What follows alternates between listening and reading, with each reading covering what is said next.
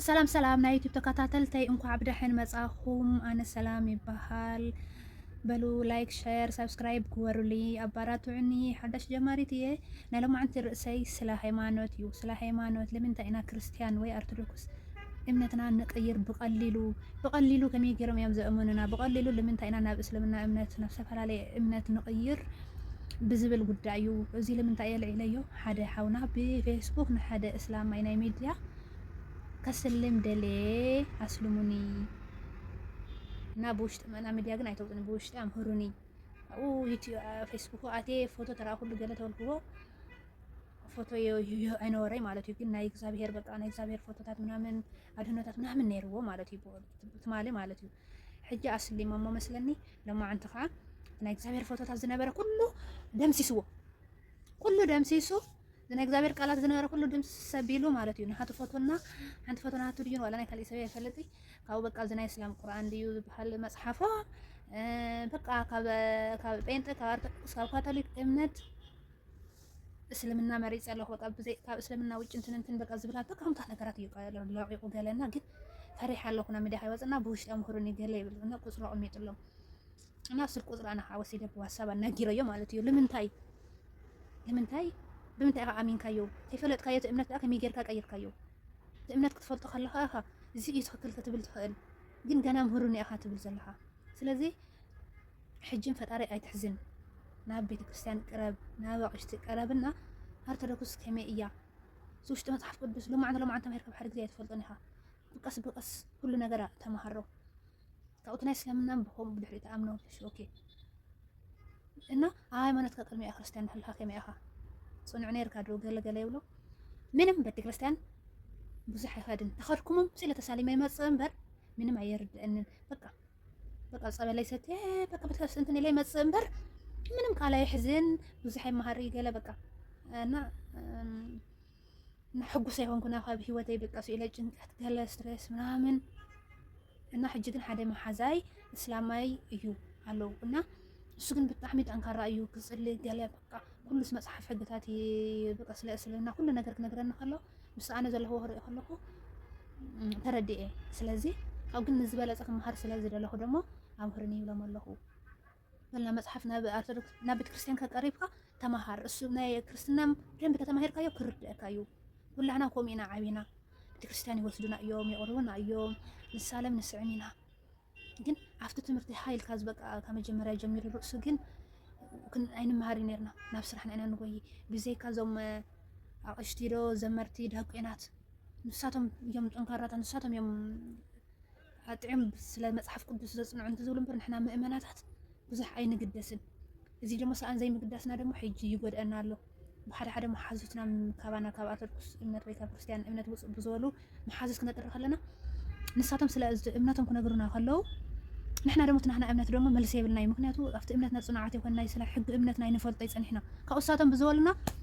تخكل لنا نامن تنساتهم بزولنا تخكل لنا انا امن مالتي نمتاي تخكل لنا امن تنانا بدنب يصنعنا يم بدنب حزنا ينصنحنا سيلنا افت امنت ستختل تنبر تنكرنا حزنا ينيرنا انا بو مكنيات بقليلو كنقير بقى بقليلو يجددنا مالتي اذا نخي يمص دمو تاين قبر نيرنا بهصاونتنا امنتنا كريستيان مالتي بقى أنا أشي كريستيان هيك أشي نداق أنت بلك نقول لهنا يا كريستيان كسازو كان نقول لهنا يا نيرة أنا عبدي تنكرناها بزي معباينا يحجي مسعبينا زود أنا زلو سلازي مس تنكراتات زمرتي داقينات كريستيان قرب منامني إلى أيام أنا جيريو مالتيو أنا بين إيتاب أصل زنبرم نهاتو نيتورك ديو ولا عايزين ندي تواريسو مالتيو سلازي نحنا أنت يقبل هلي نتم حجن والدهم قلعو مالتي بالسرعة تسنعويهم بقى بسرعتس نابزي درفتح نابزي ጭፈራታት ማንም ቆልዓ ማለት እዩ ስለማንም ደራፊስ እከለ ደርፊስ ትድረፍተ ኢልካ ማንም ቆልዓ ማለት እዩ ኣብዛዝነ ላይ ይደርፋ እዩ ግን ስለ መጽሐፍ ቅዱስ እዚ ኣበልስቲ ወይ እዚ ኣዘምር ስተታትን ወለግና አይፈልጣን እዩ ብዘይካ ተመዘመርቲ ወይ ደህቄናት ተመውሕዳት ማለት እዩ ካብ 100% ከም 5% ብዘይካ ንሱ ማለት እዩ 95% ግን ናይ እከለ ደርፊን ኣውፃያ ክትብለና መዝሙር ዘምር ተትብሎ ታደርፊ ኣትቆሎ ናይቶም ደረፍቲ ሽሞም ደንብ ይፈልጥም ማንም ቆልዓ ወዲ 7 ወዲ 5 ዓመት ተደረፈ ማለት እዩ እና ወላ ንሕና ማለት እዩ ከበይ ጀሚር ማለት እዩ ስደት ምስ ወፃና ሃይማኖትና ብጣዕሚ ጠንካራታት ንኸውን ገለ ንኸውን ማለት እዩ ወላ ሓንቲ ሓሳብ ነራ ኣነ ዓዲ ነራ ንሳ ኣብ ውጭ ነራ እጃነ ደርፊ ልኢ ኸላ ማለት እዩ ሓደ ግዜ ናይ ቅድሚ 5 ዓመት ደርፊ ይልእኸላ ደርፊ ብዝለኣ ኩላ ንሳ ደሞ ኣይ ደርፊ ዓዲ ገዲፍ የመፅአ ደርፊ ገለገለፍና በቃ መዝሙር እያ ተሕልፍ ማለት እዩ ንሳና ማሕዝ ኣለዋ በቃ መዝሙር በቃ ስለ ናይ እግዚአብሔር ምናምን ብቻ መዝሙር ደርፊ ገለ ኣይሰምዐን ነይረ ብጣዕሚ በቃ ንእግዚአብሔር ፍርሓት ዘለዎም ብጣዕሚ ጠንካራታት ነይረ ዓዲ ምስ መፅኣ ግኻ ተበላሸ ኣብቲ ስደት ረኣዮ ትመከራት ሽግር ስለ ዘርድእካ ምስ ማንም ሰው ስለ ዘይትቀራረብ ምስ እግዚአብሔርካ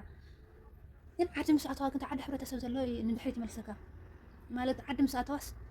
ሓለካ ሓቂ ማሕበራዊ ኑሮ ክነብር ኢኻ በቃ አይደና ሃመይ ምዃኑ ብቻ ንሳ ዋላ ንባዕላ ስትናገር በቃ ኣብዚ ምስ መፅኣ ክትቀይረ ትብል ኣይትስዕስዕ ኣይትጭፍር ዝነበረት ማለት እዩ ትስዕስዕ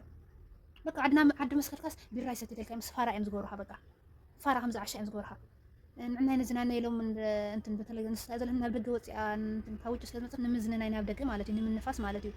ኢሎም ሒዞማ ወፂኦምስ እንዳቢራ ማለት እዩ እንዳቢራ ቢራ ይሰትይልካ ከምዛ ፋራ እያ እና ካውስ ቢራ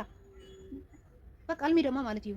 ቅድሚ ኣግን ሓንቲ መሰቲ ነይራ ካብ ብሕሪ ግን ዓዲ ክልተ ደስ ትሰቲ ቢራ ተሰቲ ምስዕሳዕ ማይ ትፈልጥ ኣይትፈትሙም ኣይትፈቅሉም ነይራ ምጭፋር ምስኦም ምጭፋር እንዳሕለት ይጨፍር ይሰቲ ኣይስዕስ እንትን ደርፈ ሰሚዕት ልከ ምስ ከንዛ ፋራ ገጠር እዮም ዝገብሩ በቃ ስለዚ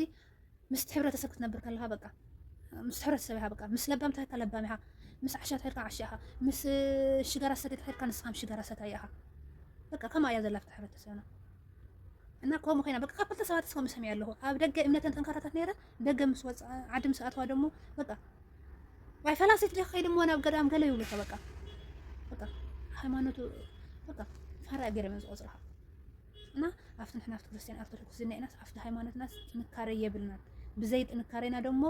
መዓት ኣሕዋትና ሂወፅ ኣለውና ካሊእ እምነት ማለት እዩ ማለት በቃ ኣብ ጭፈራ ናብ ስዕስዒት ኣብ ምብላዕ ኣብ እንትን በቃ ኣብቲ እምነት ግን ቤተክርስትያን ይኸዱ እዮም ወይ ይቐርቡ እዮም ይቕበሉ እዮም ግን እንታይ ትብል ካብታ መፅሓፍ ቅዱስ ኣፅኒዖም ስለዘየንብብዋ ግን ስለዘይፈልጥዋ ካብኡ ግን ብስራሕ ጉዳይ ካብ ዝኾነ ቦታታት ምክቃየሩ ከለዉ ሓደ ጠንካራ እስላማይ ወይ ሓደ ጠንካራ ካሊእ እምነት ሰብ ከግንዩ ከለዉ መሓዝኦም ገለ ንሱ ስለዚ እምነት ከምህር እዚ እምነት ከፅንዕ እንትን ክንክብል ከሎ ሓቂ እዩ ኢሎም ይኣምንዎ በቃ ንሱ ብዘረድኦም ወዲያው ይኣምኑ ምክንያቱ ቅድሚኡ ሲሎም ክርስቲያን ኢሎም ይፅውዑ ነይሮም እምበር ኣይፈልጥዎን ስለቲ ሃይማኖት ወይ ኣይንፈልጦን ስለቲ ሃይማኖት ስለዘይንፈልጦ ሓደ ሰብ ዘለና ወዲያው ንኣምን ማለት እዩ እና ብኸምዚ ኢና ንሽወር ዘለና እና ተንቆልዕትና ንወልዶም ብደንቢ ሃይማኖቶም እስክነዕብዮም በቃ ሃይማኖቶም እስክነፅንዖም ዋላና በቃ ሃይማኖቶም እስክነጥንክሮም ኣለና እምበር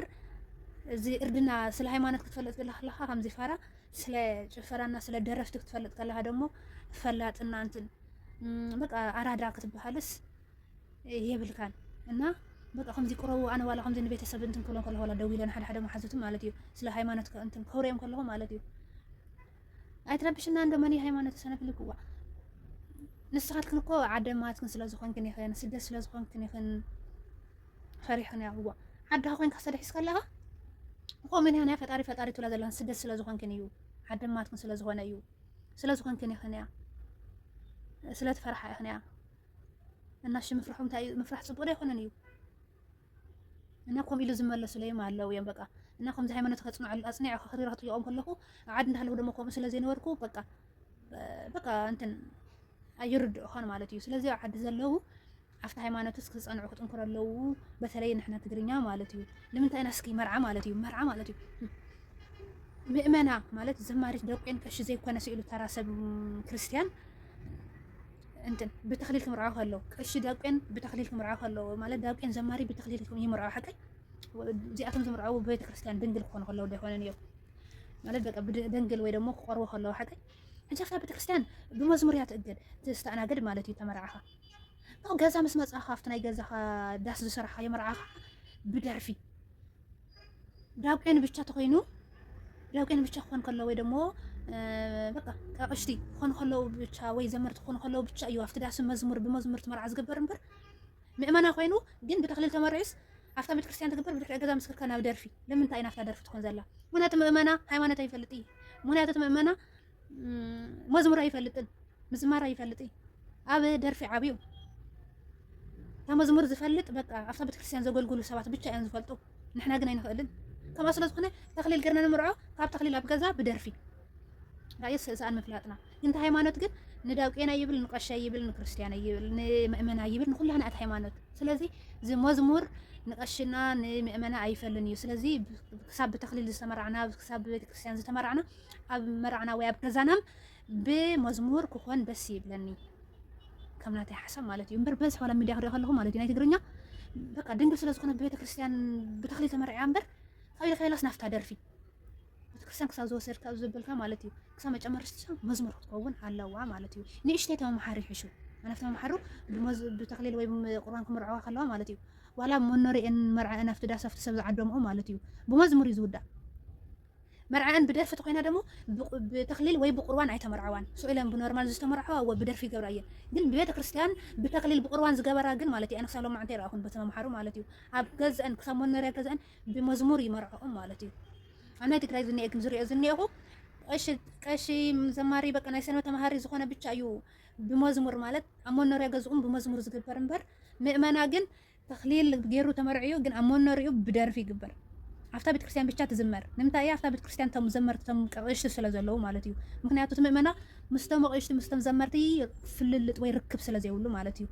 بيجاكا نسحات أبو هلا يفلتني ممكن يعطوا أي زمرنا أو سلازي يسحتف مالتيو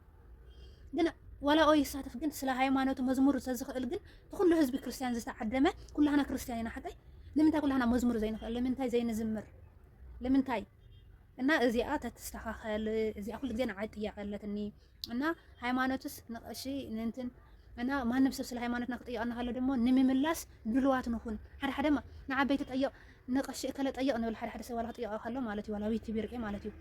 نأكلت أيق جلا نقشي وين راكن بيش تكون تكوت أمنتنا نقول لهنا يا سلازي كريستيان كساب زق الناس سلتناي كريستيان حقي كله كن فلت لنا نسخ فلت الناس وإلنا نسألهم حدا أنكر راس لما واحد خالي إمنة مصيح خمسة يسلمنا خمسة اللي بزرد دنا تخكلني أمنة زينا نخيد نسرع نشود سلازي كم دي أنا خي نشود ولا نقول عثنا مالتي نزام حج نول رم مالتي ونابزي عالماوي تمرتيت بيتشاتي كنا نابزي هايمانوتنا نمهرم ትምህርትና ሃይማኖትስ ንቀሽና ንዳብቄንስ አይኮነይት እምነት ወይ ንፈላሲት ብቻስ አይኮነን እና ሃይማኖትና ንጽናዕ ሰአንሱ ብዙሓት ኣሕዋትና ይጠፍአለው እና ንተሓጋገዝ ይብለኩም ኣሕዋተይ በተለይ ኣርቶዶክስ ኣሕዋትና ዝተቸገሩ በቃ ሰብ ዘይብሎም እኮ በቃ መከራ ዘሎ ሰብ ደግሞ ብጣዕሚ ክንሕግዝ ኣለና ብኡ ሓደ ብጥቕምም ይቕይሩ እዮም በተለይ ጎኖም ሰብ ተዘይሃልዩ ዞም ጴንጤ ወይ ዞም እስላም ክሕግዝዎም በቃ ጎኖም ወስዱ ክሕግዝዎም ከለው እምነቶም ይቕይሩ ማለት እዩ በተለይ ዞም እስላምና ጴንጤ ማለት እዩ ብዝሒ ሚድያን ክረአየሎም ስኢሎም ክርስቲያን ይኹን እስላም ይኹን ይሕግዙ ይኹን እምበር ብውሽጢ ግን ከስልምዎ ወይ ደግሞ ንሓቶም እምነት ክኾን ከሎ እዮም ብጣዕሚ ዝሕግዙ ንሓቶም እምነት ወይ ናቶም እምነት ክመጽእ ከሎ እዮም ዝሕግዙ እምበር ሰብ ብምዃኑ ኣይሕግዙን እዮም እና ስለዚ ሰኣን ሰብ ሲኢኖም ካብ ሃይማኖቶም ንኸይወፅና كنحجزهم علينا حدرا قلعتنا دقنا ناي زحلفنا نحج زولدو قلعتنا ግን ኣብ ሃይማኖት ነጽናዓዮም ናብ ደርፊ ናብ ጨፈራ ብቻ አይነት ኩር ማንም ቆልዓ ስለ እከለ ደራፊልካዮ ወይ ድረፈለይ ወይ ደሞ መኔሹ ሚልናዮ አንደኛ ይዝወጽ ስለ እምነት ጠይቅካዮ ግን ምንም አይፈልጥ እና እዚ ዘይፈልጣሉ ምክንያት ደሞ ሰአል መምሃርና ወይ ሰአን በቆልዑ ምፍላጡ እዩና በቆልዑ ሰአን መምሃርና ደሞ ምስ ዓበየም ብዙሕ ይግደስ እና ኣሕዋተይ ቅርታ ወረታት ኣብዚ ሕልኩም እና በጣም ይስማዕና ሓደ በቃ እምነቶም ሓደ ቀይሮም ገረባል በጣም ይስማዕና ኮም ስለዝኾን ከ ያና ኣብዚ ተዛሪበ እና ላይክ ሼር ሰብስክራይብ ኮር ላይ ቻው ቻው